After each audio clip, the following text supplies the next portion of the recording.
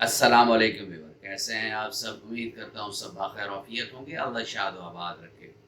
Viewers, male infertility यानी मर्दाना तौलीदी जरासीम के नाकाइस, मेरे व्यूअर्स का एक कांस्टेंटली क्वेश्चन आ रहा है। एक सवाल वो बार बार उठा रहे हैं कि डॉक्टर साहब, पहले अगर हम अपने बाप दादा से, अगर बहुत एजड लोग हैं उनसे हम ये पूछते हैं कि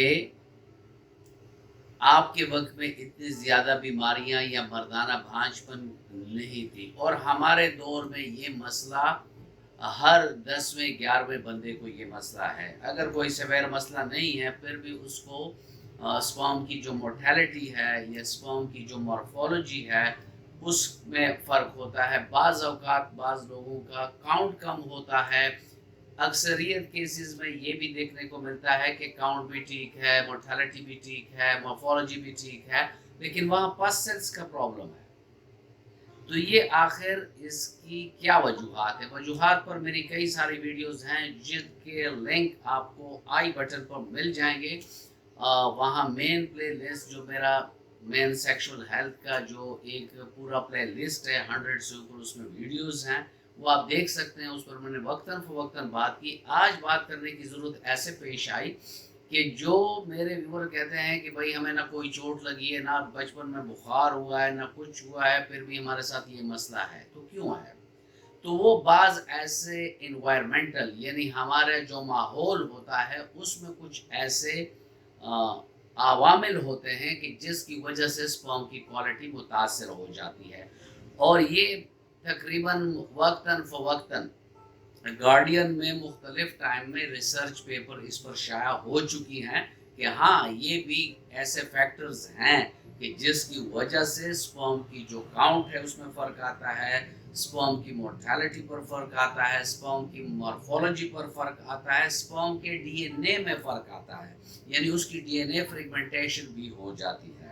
इस पर बात करेंगे व्यूअर्स, लेकिन अगर आप मेरे चैनल पर नए हैं और अभी तक आपने चैनल को सब्सक्राइब नहीं किया तो चैनल को सब्सक्राइब कर दें और बेल आइकन दबा दें ताकि इस तरह की मुफीद वीडियोस आप लोगों को वक्तन फ़वक्तन मिलती रहें।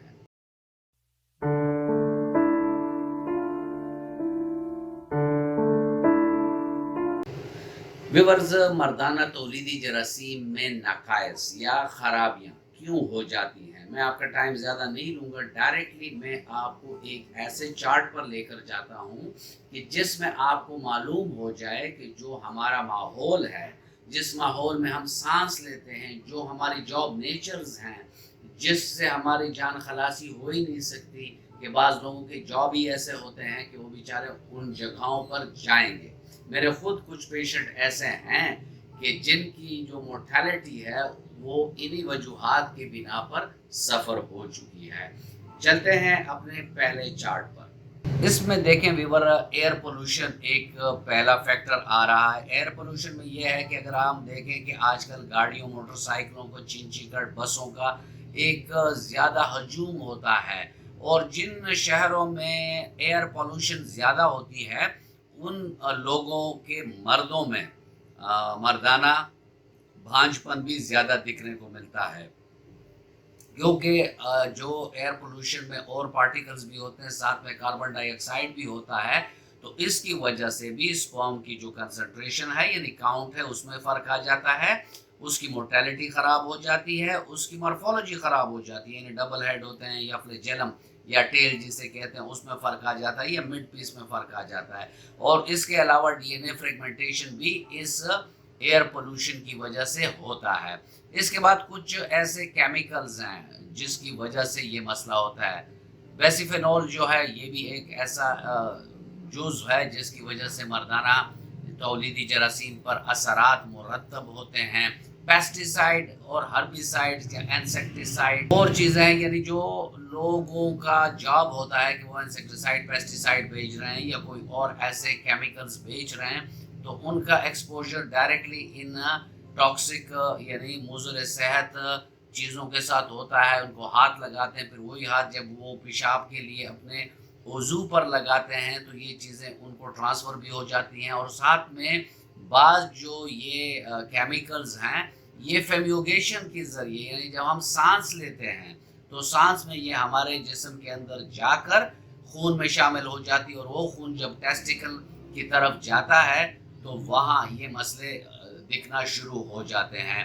اسپرم کا کاؤنٹ خراب ہوگا، مورٹیلٹی خراب ہوگی، مارفولوجی خراب ہوگی، اور اگر بہت سخت قسم کے ٹاکسینز ہیں تو وہ ڈائریکٹلی ڈی این اے پر اثر کریں گی اور ڈی این اے کی فریگمنٹیشن کرے گی، جس کی وجہ سے وہ اسپرم ہیلدی نہیں رہیں گے۔ اور اس کے علاوہ بعض لوگوں کی جاب نیچر یہ بھی ہوتی ہے کہ ہیٹ کی وجہ سے، یعنی وہ نان بائی ہیں یا بیکریوں میں کام کرتے ہیں یا تندوروں پر کام کرتے ہیں یا وہ پکانے کا کام کرتے ہیں، کھانے پکاتے ہیں، تو ان کا زیادہ ایکسپوجر جو ہوتا ہے وہ ہیٹ کے لیے ہوتا ہے۔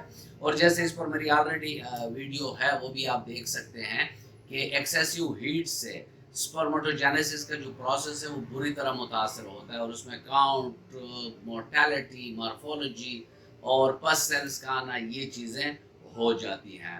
تو اس ویڈیو کا مقصد یہ تھا کہ اگر آپ لوگوں کا کوئی ایکسپوجر اس ٹائپ کی چیزوں کے لیے ہے تو اول تو آپ جب باہر نکلیں تو اپنا ماسک لگایا کریں تاکہ آپ کے انہیلیشن میں پارٹیکلز بھی نہ آئیں، اور ساتھ ساتھ میں آپ کو کاربن ڈائی آکسائڈ سے بھی چھٹکارا ہو۔ اور ایسے لوگوں کو جن کو سپرم کی مورٹیلٹی، مارفولوجی اور ڈی این اے فریگمنٹیشن، اس ٹائپ کے عوامل کا مسئلہ ہو، تو ان کے لیے بہترین کام یہ ہے کہ وہ صبح 1 گھنٹہ کھلی فضا میں جائیں، وہاں گارڈن میں جائیں، پارک میں جائیں، جہاں گرینری زیادہ ہو، جہاں درخت زیادہ ہوں، اور وہاں وہ اپنا سانس لیتے رہیں، ٹھیک ہے۔ اس کے علاوہ جن کی جاب نیچر ایسی ہے کہ جن کا ایکسپوجر کیمیکلز کے ساتھ ہے، تو وہ ان کیمیکلز کو ہاتھ لگانے کے بعد کبھی بھی اپنے جسم کو وہ ہاتھ نہ لگائیں، تو وہ اپنے ہاتھوں کو دھو لیا کریں، اور جو انہوں نے لباس پہنا ہوتا ہے وہ بھی تبدیل کر لیا کریں۔ کھانے پینے سے پہلے یہ کام وہ ضرور کر لیا کریں۔ اور جن کا ایکسپوجر ہیٹ کو زیادہ ہے تو ان کو بھی چاہیے کہ وہ اپنے پرائیویٹ پارٹس کو زیادہ ایکسیسیو ہیٹ کے سامنے ہونے سے بچائے۔ تو یہ وہ ایسی چیزیں ہیں کہ اگر ہم لائف سٹائل میں ان میں چینجز کریں گے تو انشاءاللہ ہمارے اسپرم کی کاؤنٹ، مورٹیلٹی، مورفولوجی اور جس کے ڈی این اے کا جو ڈیفیکٹس ہیں یہ ہمیں نہیں دکھنے پڑیں گے۔ ویورز، یہ تھا آج کا ٹاپک، اور میں امید کرتا ہوں کہ آپ کو اچھا لگا ہوگا۔ اگر آپ کو اچھا لگا ہے تو ویڈیو کو لائک کر دیں اور فرینڈ اینڈ فیملی ممبرس کے ساتھ اس کو شیئر کر دیں۔ ملتے ہیں کسی ایسی اچھی ویڈیو میں، تب تک کے لیے اجازت، اللہ حافظ۔